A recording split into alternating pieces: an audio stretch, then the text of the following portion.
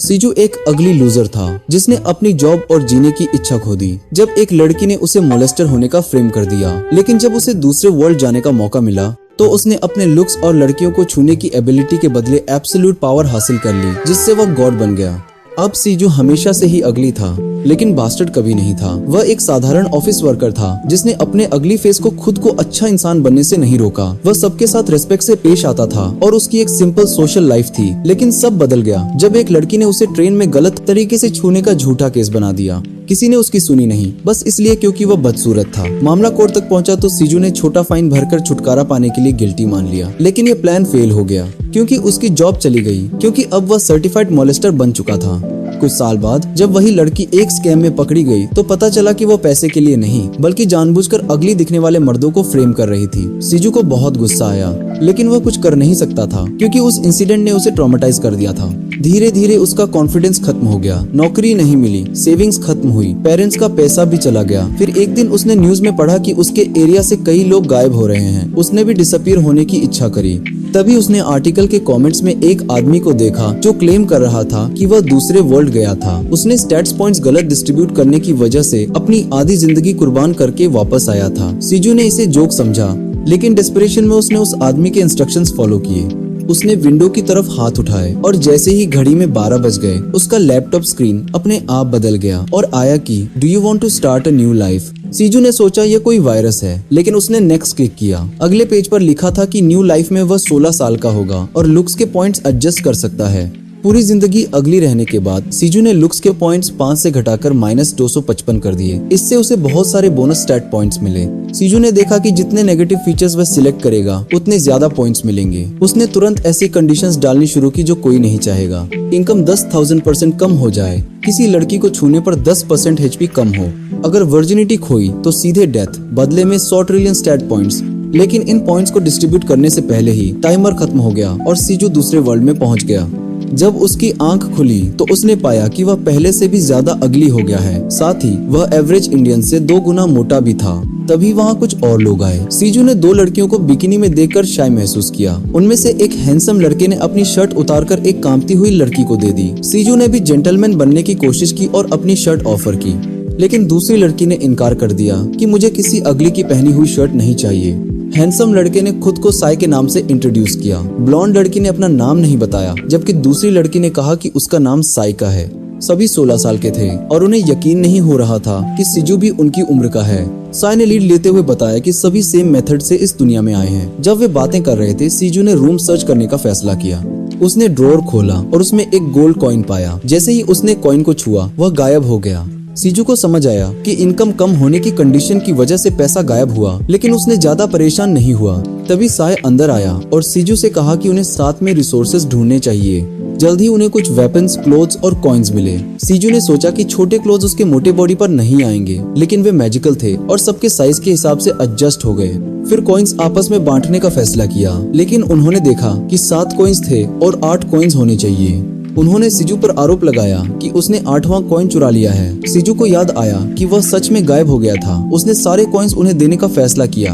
हालांकि साई ने कहा कि यह अनफेयर है, लेकिन साइका ने जवाब दिया, सीजू ने तो इन्हें ढूंढने में हेल्प भी नहीं की, हमें कॉइन्स रख लेने चाहिए। सीजू ने साइका से हेटेड करनी शुरू कर दी, लेकिन उसने इग्नोर किया और साई से पूछा, क्या मैं कॉइन्स के बदले एक्स ले सकता हूँ? साइका फिर बोली, नहीं, यह हम सबका है।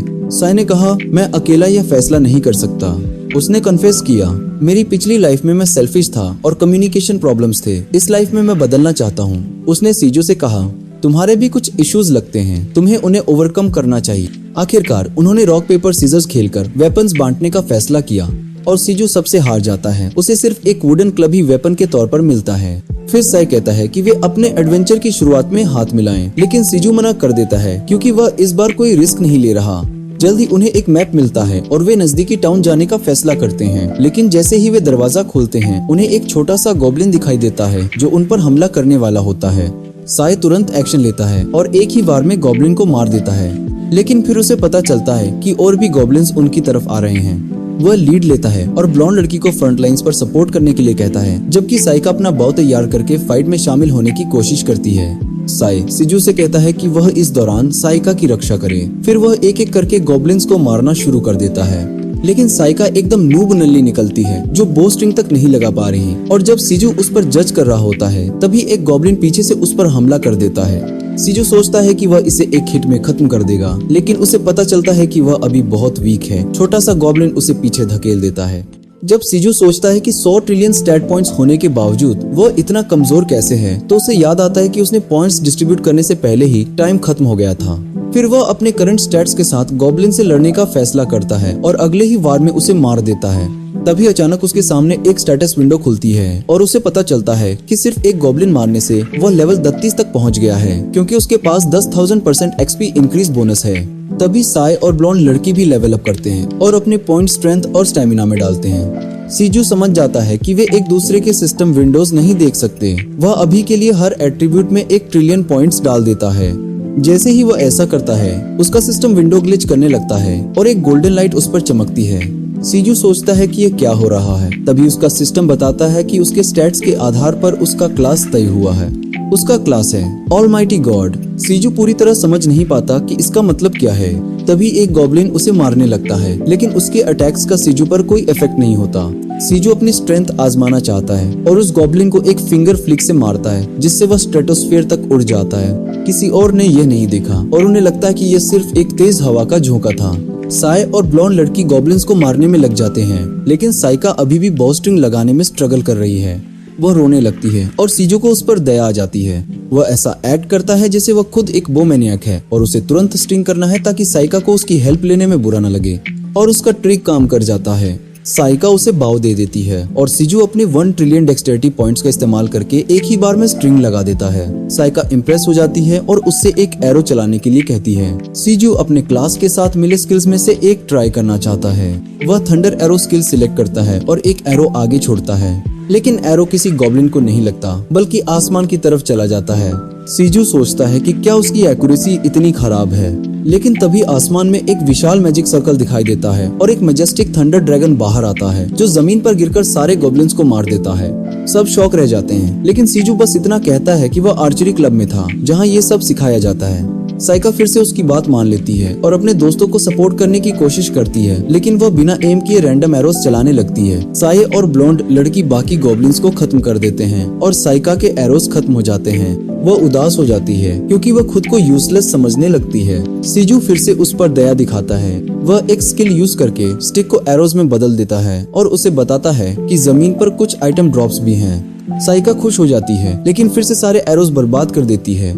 इसी बीच सारे गॉब्लिन्स को खत्म कर देते हैं। थोड़ी देर बाद वे टाउन पहुंच जाते हैं। जब बाकी सब खाने के लिए दौड़ते हैं, सीजू अलग हो जाने का फैसला करता है क्योंकि उस जैसे अगली लूजर को अकेले रहना चाहिए। वह एक फाउंटेन के पास बैठ जाता है और महसूस करता है कि उसे भी भूख लगी है। तभी एक बिल्ली वहां आती है।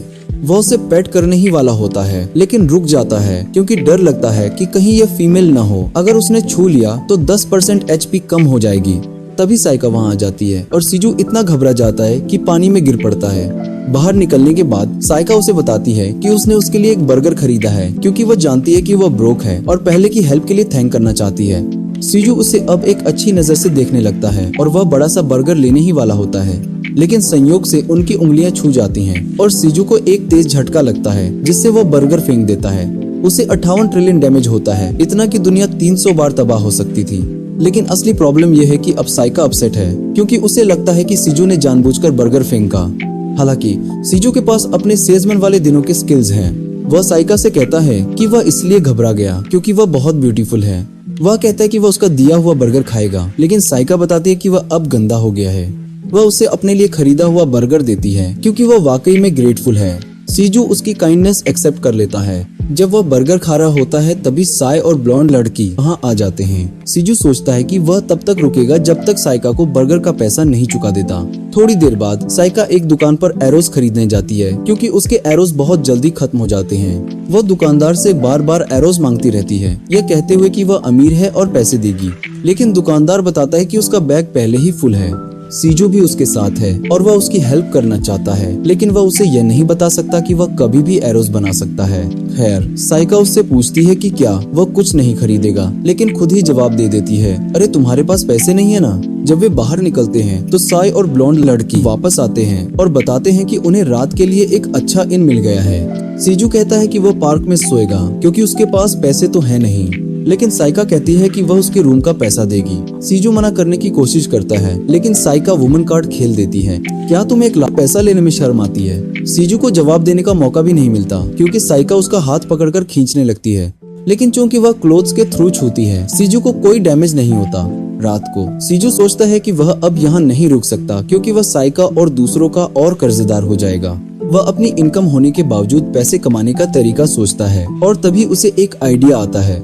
अगले दिन साय और बाकी लोग जागते हैं तो उन्हें टेबल पर डिलीशियस कुकीज और खाना रखा मिलता है। सीजू उनसे कहता है कि वे उसकी हेल्प करें क्योंकि वह सब अकेले नहीं खा सकता। वे पूछते हैं कि यह सब कहां से आया जबकि उसके पास पैसे नहीं हैं। सीजू जवाब देता है कि उसने एक टेक्निक यूज की जिससे लोग उसे कुछ देने को मजबूर हो जाते हैं। हालांकि उसने सच में स्टिक से एरोज बनाए थे और बार्टर सिस्टम में उन्हें खाने के बदले बेच दिया। साइका उसे कहती है, तुम्हें भीख मांगने की जरूरत नहीं, मैं तुम्हारी हेल्प कर दूंगी। सीजू सोचता है कि अब उसने अपना कर्ज चुका दिया है, इसलिए अब उसे यहाँ रुकने की जरूरत नहीं। तो खाना खत्म होते ही साय मैप निकालता है और कहता है कि उन्हें क्वेस्ट करने शुरू करने चाहिए ताकि पैसे कमा सके। उसने नोटिस किया है कि कल के गोब्लिन से कोई मनी या लूट नहीं मिला, इसलिए वह पास के एक कैफ को चेक करने की सोचता है। सीजू साय के डिसीजन मेकिंग स्किल से इम्प्रेस होता है। तभी एक रगेड आदमी वहां आता है और कहता है कि वह केव तक का गाइड बन सकता है। वह खुद को कायोशिरो बताता है और कहता है कि वह भी उन्हीं की तरह रिइंकार्नेटेड है। वह सीजू के अगली फेस को देखकर थोड़ा डर जाता है, लेकिन फिर पूछता है कि क्या वे सब नए हैं। साय तुरंत गार्ड अप करके उससे बात करने लगता है। तभी कायोशिरो अपनी पॉकेट से कुछ ग्रीन कार्ड्स निकालता है और कहता है कि ये फर्स्ट लॉग हाउस में मिलने वाला आइटम है जिससे इनमें एक बार फुल डिस्काउंट मिल सकता है। साइका पैनिक कर जाती है क्योंकि उन्हें ये कार्ड्स नहीं मिले थे। कायोशिरो उसे बताता है कि अभी भी कार्ड्स दिखाकर रिफंड ले सकती है। वह कार्ड्स उसे देता है और साइका बिना सोचे ले लेती है, जिससे साय हैरान रह जाता है क्योंकि उससे अभी भी कायोशिरो पर भरोसा नहीं। सीजू भी सेम ही सोचता है। उसे लगता है कि कायोशिरो नए लोगों को एक्सप्लॉइट करने वाला है। वह सोचता है कि अगर कुछ गलत हुआ तो वह हैंडल कर लेगा, लेकिन फिलहाल साय को डिसाइड करने देता है। साय सिचुएशन के प्रोस और कॉन्स सोचता है और अंत में कायोशिरो को हायर करने का फैसला करता है क्योंकि उन्हें इंफॉर्मेशन और लेवल अप करने के तरीके चाहिए। इसके बाद कायोशिरो ग्रुप को केव तक ले जाता है। तभी कुछ गॉब्लिन्स आ जाते हैं और साइका तुरंत एरोस चलाने लगती है, लेकिन एक भी नहीं लगता। सीजू डिसअपॉइंटेड होता है। कायोशिरो साइका से कहता है, यह सोचो कि तुम्हारे एरोस की कीमत 10 लाख येन है। साइका को अपनी वेल्थ पर गर्व है, इसलिए ये सोचकर वो केयरफुल हो जाती है और एक प्रिसाइज स्ट्राइक से गॉब्लिन मार देती है। वे आगे बढ़ते हैं और सीजू हैरान होता है कि कायोशिरो एक अच्छा गाइड साबित हो रहा है। इसके बाद कायोशिरो सबको सिखाता है कि अपने वेपन्स को प्रॉपर्ली कैसे यूज करें और साइका फिर से बिना सोचे एरोस चलाने लगती है। कायोशिरो सीजू से पूछता है, क्या तुम प्रैक्टिस नहीं करोगे? सीजू जवाब देता है, मेरे पास अभी कोई सूटेबल स्किल्स नहीं है। कायोशिरो समझता है कि स्टाफ के साथ लेवल अप करना मुश्किल है, लेकिन सीजू को हौसला देता है, परेशान मत हो, स्टाफ का अल्टीमेट स्किल बहुत औसम होता है। सीजू को ये पहले से पता है क्योंकि जब वह एरोस बनाने जंगल गया था तो उसने एक जाइंट ऑर्क मिला था। उसने अपना सबसे स्ट्रॉन्ग स्किल आजमाने की सोची, लेकिन सिस्टम ने वार्निंग दी, अगर तुमने यह स्किल यूज किया तो 200 किलोमीटर के दायरे में सब कुछ खत्म हो जाएगा और 1.5 मिलियन से ज्यादा लोग मर जाएंगे। इसलिए उसने तुरंत कैंसिल कर दिया। खैर, कायोशिरो उसे कहता है कि वह बैटलफील्ड पर एक्टिव रहे, नहीं तो उसे रिटायर होना पड़ेगा, जैसा कि खुद उसके साथ हुआ। वह अपनी कहानी सुनाने लगता है, मैं एक मर्सनरी ग्रुप में था, लेकिन जब हमारा लीडर किंग बना तो मैं पीछे रह गया और रिटायर होना पड़ा। वह उस किंग की तारीफ करता है। वह लेवल 80 का है और उसके सारे स्टैट्स 160 से ऊपर हैं। लेकिन सीजू के लिए ये इनक्रेडिबली वीक है। इसके बाद वे आखिरकार केव तक पहुंचते हैं, जो एंशिएंट रूइंस जैसा दिखता है। सब एक्सप्लोर करने के लिए एक्साइटेड हैं, लेकिन साइका डर जाती है। हालांकि जैसे ही वह केव के अंदर पहुंचती है, उसे लाइमस्टोन स्पाइक्स में दिलचस्पी होने लगती है। लेकिन जब कायोशिरो उसे दूर रहने को कहता है क्योंकि वे डेंजरस हैं, तो वह मुंह फुला लेती है। सीजू सोचता है, क्या साइका सच में एक बच्ची है? साय उससे यही सवाल थोड़े पोलाइट तरीके से पूछता है। पहले वह खुद बताता है कि वह पिछली दुनिया में 30 साल का था। फिर साइका कहती है कि वह असल में 17 साल की है और कॉलेज की तैयारी कर रही थी। जब साय उसकी स्टडीज के बारे में बात करने लगता है, सीजू को समझ आता है कि साइका कम से कम एकेडमिकली तो स्मार्ट है। इसके बाद वे कुछ मॉन्स्टर बैच से लड़ते हैं और बॉस रूम तक पहुंच जाते हैं। आखिरकार साइका सीख जाती है कि एक्शन लेने से पहले सोचना चाहिए। कायोशिरो उसे बताता है, तुम्हें बॉस रूम में नहीं जाना चाहिए, नहीं तो तुम तुरंत मर जाओगी। साइका पीछे हट जाती है। साई डिसाइड करता है कि आज के लिए बस करते हैं और कायोशिरो को थैंक करता है। कायोशिरो जवाब देता है, तुम एक अच्छे लीडर बनोगे, लेकिन वापस जाने से पहले वह न्यूबीज के लिए एक स्पेशल इवेंट रखता है। वह उन्हें एक कॉन्फ्रेंस रूम में ले जाता है जहां उनके लिए पार्टी का इंतजाम है। वह बताता है यह सेफ स्पेस एक और समन्ड पर्सन ने बनाया है जहां कोई मॉन्स्टर या मैजिक काम नहीं करता। अंदर चिप्स और ड्रिंक्स रखे हैं। सीजू तुरंत अपना पॉइजन डिटेक्शन स्किल यूज करता है और पता लगाता है कि कैंस के रिम्स पर स्लीपिंग ड्रग लगा है। किस्मत से साई कॉशियस है और ऑफर रिजेक्ट कर देता है, लेकिन जब कायोशिरो अपसेट और डिप्रेस्ड एक्ट करता है, साई उसे डाउट करने के लिए माफी मांगता है। वह सेलिब्रेट करने के लिए अग्री कर लेता है और सीजू को साई की गुडनेस से थोड़ा डिसअपॉइंटमेंट होता है। खैर, सब खाने पीने लगते हैं और सीजू उन्हें डिस्ट्रैक्ट करने के लिए कॉन्वर्सेशन स्टार्ट करता है ताकि वह चुपके से एंटीडोट मैजिक यूज कर सके। वह पूछता है कि यहाँ आने से पहले सब क्या करते थे और रूम का वाइब तुरंत खराब हो जाता है। सीजू समझ जाता है कि यहाँ हर कोई अपनी पिछली लाइफ से भागा हुआ है, खुद उसकी तरह। लेकिन फिर साई अपने पास के बारे में थोड़ा खुलता है। मैं स्कूल छोड़कर अपनी कंपनी सक्सेस लाइफ स्टार्ट की थी। सीजू को याद आता है कि वह एक बार उस कंपनी में सेल्स पिच देने गया था और सीईओ बिल्कुल साई जैसा दिखता था। पता चलता है कि साई को भी वह याद है क्योंकि सीजू ने उस पर गहरा प्रभाव छोड़ा था। साई नाम तो नहीं बताता, लेकिन कहता है एक सेल्समैन बिना अपॉइंटमेंट के आया था और एक्सपेंसिव कॉपियर बेचने की कोशिश की। मैंने बार्गेन करना चाहा, लेकिन उसने कहा मैं तुम्हें हंसाऊंगा और कभी निराश नहीं करूंगा। उसने मुझे यह भी कहा तुम सीईओ हो, रिलैक्स करो। साई बताता है कि उन शब्दों से इंस्पायर होकर उसने एम्प्लॉइज को कंपनी चलने दिया। किस्मत से कंपनी सक्सेसफुल हो गई, लेकिन फिर उसने स्टाफ को एआई से रिप्लेस कर दिया जिससे कंपनी बैंकरप्ट हो गई। वह डिप्रेस्ड हो गया और महसूस किया कि उसने सेल्समैन द्वारा दिए गए अपॉर्चुनिटी को वेस्ट कर दिया। इसलिए इस दुनिया में आकर उसने कसम खाई कि वह कभी किसी को निराश नहीं करेगा। तभी वह अचानक बताता है उस सेल्समैन का नाम भी सीजू था, लेकिन हमारा फैट गाय प्रिटेंड करता है कि वह सेल्समैन नहीं है। थोड़ी देर बाद ड्रग्स का इफेक्ट होता है और सब सो जाते हैं। कायोशिरो अपने थग्स के गैंग को लेकर आता है ताकि उन्हें उठा ले जाए। हालांकि सीजू सिर्फ प्रिटेंड कर रहा है ताकि मौका मिलते ही थग्स को डील कर सके। थग्स सबको हैंडकफ करने लगते हैं और जब सीजू कुछ करने ही वाला होता है, साई उठ खड़ा होता है और कहता है मेरे पार्टी को हाथ मत लगाओ। कायोशिरो उसे सीरियस नहीं लेता क्योंकि वह जानता है कि साई बेरली खड़ा हो पा रहा है। वह अपने मेन को काम जारी रखने को कहता है। सीजू अपनी एबिलिटीज अभी यूज नहीं कर सकता क्योंकि वह नहीं चाहता कि साई क्रॉस फायर में आए। लेकिन किस्मत से साई थग्स से लड़ने की कोशिश करता है, लेकिन दीवार पर पटक दिया जाता है। कायोशिरो अपने मेन को कहता है हमारे प्रोडक्ट्स को चोट मत पहुंचाओ, नहीं तो उनकी वैल्यू कम हो जाएगी। साई गुस्से में आ जाता है। यहाँ आने वाले लोग पहले ही लाइफ से टूट चुके होते हैं और फिर तुम जैसे लोग उन्हें दबाते हैं। कायोशिरो जवाब देता है लेक्चर उसे दो जो सुनने वाला हो, और अपने मैन को उसे भी पकड़ने को कहता है। सीजू डिसाइड करता है कि अब उसकी बारी है। वह अपनी अटैक स्टैट्स यूज करने की बजाय बस बैंडिट्स के ऊपर कूदकर उन्हें अपने वेट से क्रश कर देता है। वह साई से कहता है लड़कियों को लेकर भाग जाओ, बाकी मुझ पर छोड़ दो। लेकिन साई मना कर देता है, मैं तुम्हें अकेला खतरे में नहीं छोड़ूंगा। वह बैंडिट्स को चेतावनी देता है, मैं तुम्हें एक हिट में खत्म कर सकता हूँ।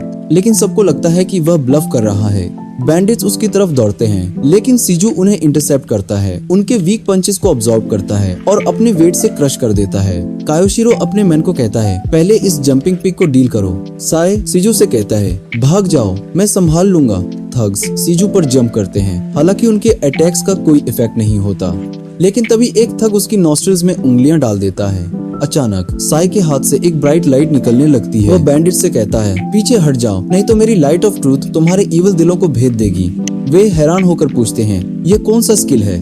साई एक्सप्लेन करता है मैंने अपने स्पेशल नोट में ओथ लिया था कि मैं कभी अपने फ्रेंड्स को निराश नहीं करूंगा, और अगर करूंगा तो उसकी प्राइस चुकाऊंगा। इस ओथ की वजह से मुझे बोनस पॉइंट्स मिले, जिन्हें मैंने इस स्पेशल स्किल में लगाया, जो तभी एक्टिवेट होता है जब मैं गुस्से में होता हूँ। वह बैंडिट्स को लास्ट चांस देता है, लेकिन कायोशिरो कहता है हम तुम्हारा हाथ काट देंगे, तुम अटैक भी नहीं कर पाओगे।